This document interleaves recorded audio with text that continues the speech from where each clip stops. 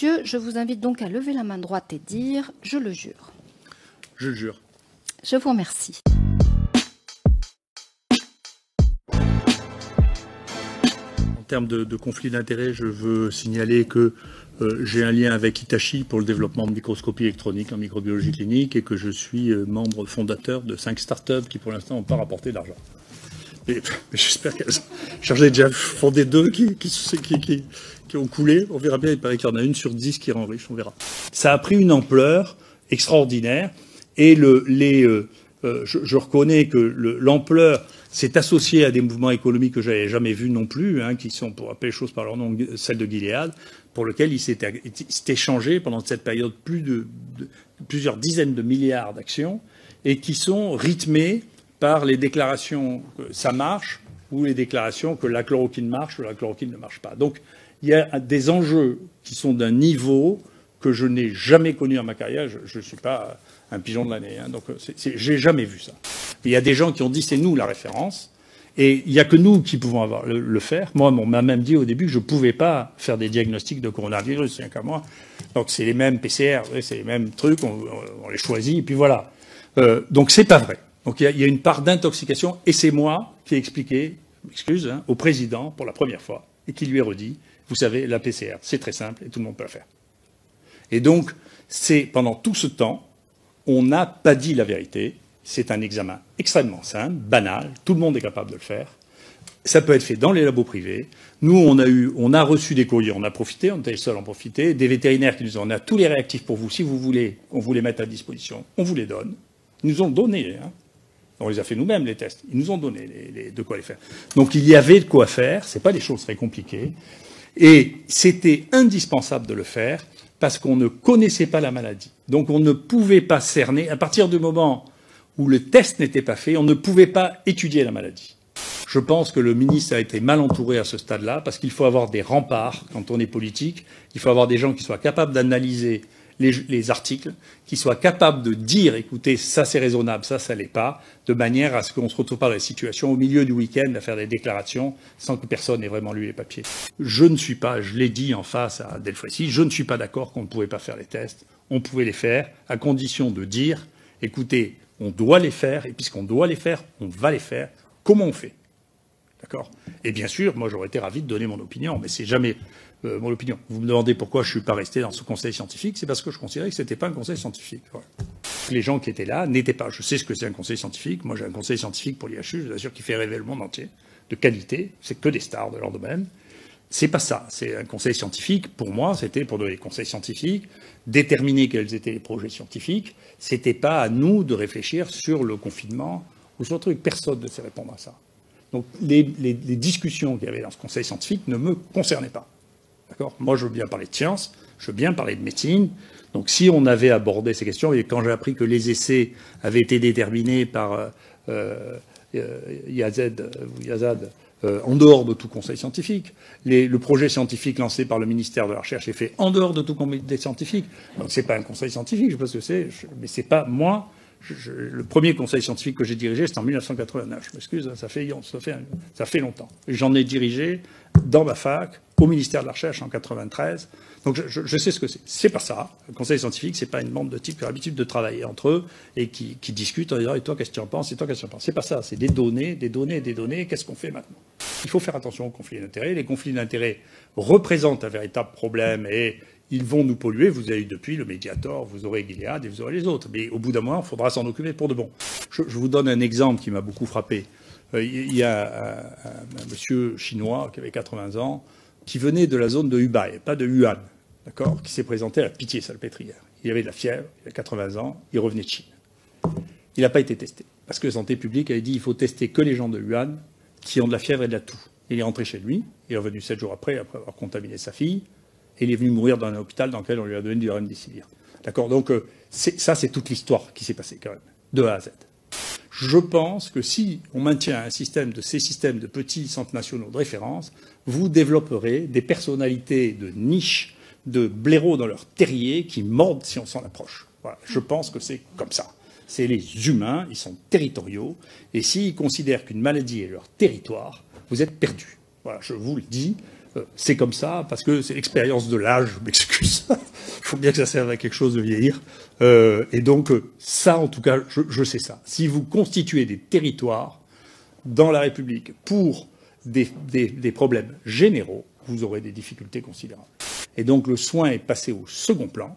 Et on a même vu, effectivement, des interdictions d'usage de médicaments qui sont génériqués et qui ont été distribués à des milliards de comprimés. Parce que je vous rappelle que l'hydroxychloroquine, ça a été publié par quelqu'un de la CNAM en 2019, il s'était distribué 36 millions de comprimés sans ordonnance. Et d'un coup, on décide qu'on n'a plus le droit du tout d'utiliser ça. Donc il y a quelque chose. Donc celui qui a aidé à décider de ça, moi je vous assure que lui, il a fait une faute.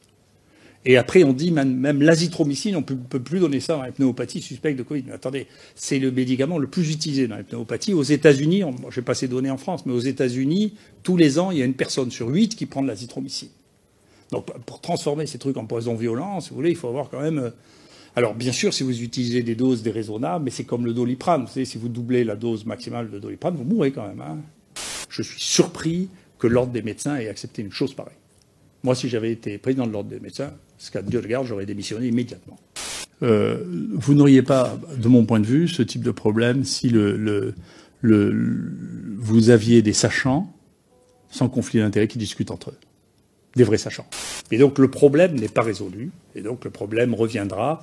Et donc si vous refaites un groupe en disant, écoutez, pour faire la recherche médicale, on va prendre les gens de l'INSERM et puis les gens de Pasteur, et puis ils vont se partager la manière de réfléchir, et c'est eux qui vont gérer le problème des hôpitaux, je vous le dis, plus 2 ou 3 personnes qui travaillent avec l'industrie pharmaceutique et exclusivement, je vous le dis, vous retombez dans la même crise. Voilà.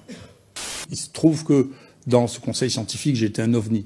Donc, au bout d'un moment, ou un extraterrestre. Donc, il n'y avait pas de compatibilité génétique entre nous. Donc, c'était pas possible. C'était un groupe qui se connaissait entre eux, qui travaillait depuis des années ensemble. C'était le groupe Reacting de INSERM.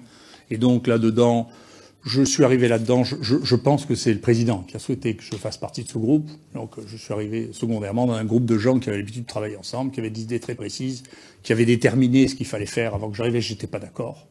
C'est le niveau qu'on avait, si vous voulez, de discussion. C'est ah oui, non mais toi tu dis ça et l'autre dit ça, mais jamais avec les papiers sur la table, jamais avec les données sur la table. Et je ne travaille pas comme ça. Je suis pas un homme de réunion, je suis un homme de données. Tout ça, cette obsession que moi j'ai vue depuis le début d'essayer de traiter les gens avec le remdesivir, si vous voulez, est quelque chose qui de toute manière ne menait à rien, parce que même s'ils avaient réussi à montrer qu'il y a quelque chose, de toute manière on n'aurait pas de médicaments maintenant, parce qu'il n'y en a pas. D'accord ? Et donc il faut se poser la question de savoir si ça c'était vraiment purement du jeu boursier. Est-ce que c'était juste pour faire monter la valeur de Gilead avant la fusion avec AstraZeneca? Est-ce que c'était ça l'objectif? Parce que de toute manière, les médicaments, on ne les aurait pas eus. Donc il y a une question de fond qui est une question contre laquelle moi je me bats et que je ne comprends pas. Enfin, je ne veux pas la comprendre. En tout cas, je ne veux pas l'exprimer. Encore une fois, je vous le dis, donc je pense, je ne sais pas si ça fera partie de votre enquête parlementaire. Moi, je vous recommande de faire une véritable enquête sur Gilead et le remdesivir. Voilà. Si vous regardez la structure de Gilead, vous comprendrez que c'est quelque chose qui ne fonctionne qu'avec très très peu de produits, très peu de personnel et une influence considérable. Donc l'essentiel de la stratégie est basé sur l'influence. Moi, j'ai été quand même, je vous le rappelle, moi quand j'ai commencé à parler pour la première fois de la chloroquine, il y a quelqu'un qui m'a menacé à plusieurs reprises, de manière anonyme. J'ai porté plainte et j'ai fini par trouver que c'était celui qui avait reçu le plus d'argent de Gilead depuis 6 ans quand même. D'accord ? Donc, si vous voulez, j'ai une expérience personnelle, d'accord, de fonctionnement qui ne me paraissent pas normaux. Peut-être que c'est une coïncidence, mais c'est pas sûr parce qu'il m'interdisait de parler de la chloroquine, d'accord. J'ai les mails, j'ai porté plainte officiellement à la police, on sait qui c'est, d'accord. Donc, le niveau de problème là est un niveau de problème sur lequel moi je vous suggère d'être attentif. C'est pas compliqué de regarder, encore une fois, qui a des conflits d'intérêts. Vous regardez le listing chez les infectiologues, on a même publié un article là-dessus pour dire, écoutez, il y a les 2/3. Et on a même fait un article malicieux en regardant les gens qui s'étaient exprimés dans la presse pour ou contre la chloroquine, et on a matché ça avec le nombre d'argent qu'ils avaient reçu de Gilead. Et c'est parfaitement matché. Et des rapports s'étaient développés entre ce groupe Acting et Gilead pour la tentative d'utiliser remdesivir qui a été un échec, pour Ebola, ça n'a pas marché, mais ce groupe s'était formé déjà autour de ça, et donc il y a des liens multiples, Et pour aller jusqu'au bout des choses, moi j'ai été surpris de voir que le directeur de Gilead, devant le président de la République et devant le ministre, tutoyait celui qui était en charge des essais thérapeutiques en France pour le Covid-19 quand même. Moi j'ai pas l'habitude de me faire tutoyer par le directeur de l'industrie pharmaceutique. S'il le faisait, d'ailleurs je leur répondrais en leur vous voyant, je ne le ferais pas. Pour vous dire la vérité, je ne sais même pas si ça n'est que des liens d'intérêt. Je ne vous dis pas que les gens ont été achetés pour ça, mais les gens créent un écosystème, encore une fois, qui est un écosystème favorable dans lequel la vision qu'on a du monde est différente. Et donc je pense que ces relations de familiarité ou de départ ensemble, de voyage ensemble, amènent à une vision et à un écosystème qui est d'une nature à permettre à changer le jugement des choses. Voilà, je crois ça. La sécurité publique ne devrait pas jusqu'à interdire aux médecins ou aux pharmaciens de distribuer des médicaments qui ont fait la preuve de leur innocuité depuis 80 ans. Et je veux vous donner une anecdote parce que j'adore l'histoire. Peut-être que vous ne savez pas ça. L'histoire de la chloroquine, ça remonte très loin. Hein. Ça vient du Pérou, ça vient du quinquennat. Hein. Et il y a eu un drame similaire sous Louis XIV pour savoir si on pouvait ou ne pouvait pas prendre le quinquennat.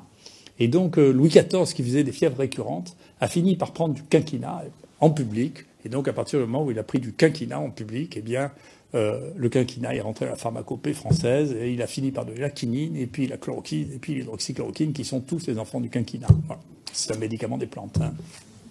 La même semaine, dans le Lancet, il y avait 3 articles qui étaient arrivés.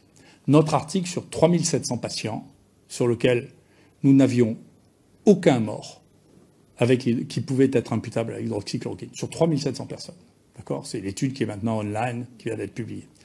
Il y avait en même temps cette étude fantasque des pieds nickelés américains, dont tout le monde pouvait voir qu'elle n'était pas vraie. Et il y avait une 3e étude que je connais parce que c'est moi qui en ai fait la review, qui rapportait l'expérience de toute l'association internationale des rhumatologues à qui ils ont demandé, quand vous avez une polyarthrite rhumatoïde et que vous donnez de l'hydroxychloroquine, parce que c'est comme ça qu'on les traite, ou que vous donnez un sulfamide, il y avait 930 000 personnes dans un groupe et 350 000 dans l'autre groupe.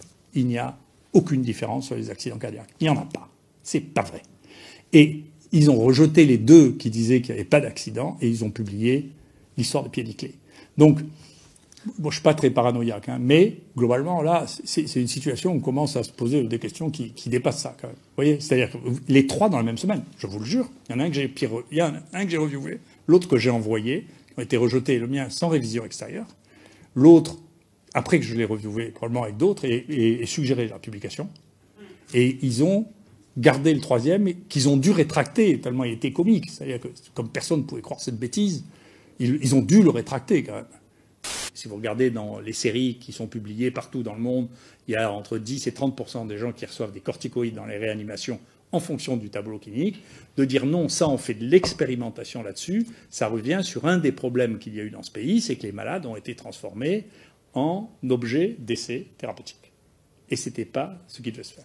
Vous savez, il faut arrêter de se regarder le nombril et arrêter toute cette histoire. C'est parce que les gens ici se sont crus, pas qu'ici, en Europe de l'Ouest, les gens se sont crus plus malins, ils ont des mauvaises habitudes. C'est là qu'on est mort le plus.